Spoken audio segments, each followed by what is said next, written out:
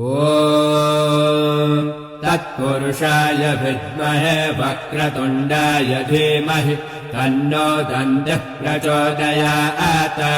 तत्कराटाय विद्महे हस्तिमुखाय धीमहि तन्नो दन्तिः प्रचोदयात्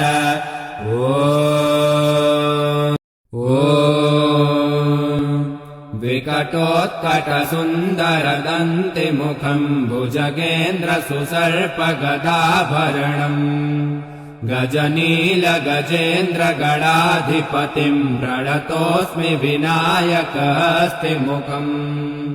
सुरसुरगणपति सुन्दरकेशम् ऋषि यज्ञसमानम् भव भव गणपति पद्मशरीरम् जय जय गणपति देव्य नमस्ते ॐ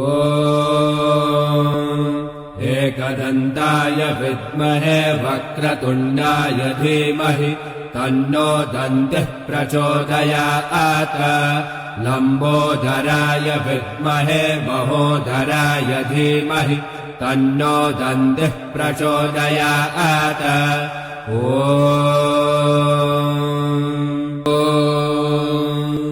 सुवर्णवर्णसुन्दरम् सितैकदन्तबन्धुरम् गृहीतपाशकाङ्कुशम् वरप्रदाभयप्रदम् चतुर्भुजम् त्रिलोचनम् भुजङ्गमोपवीतिनम् प्रफुल्लवारिजासनम् भजामि सिन्धुराननम्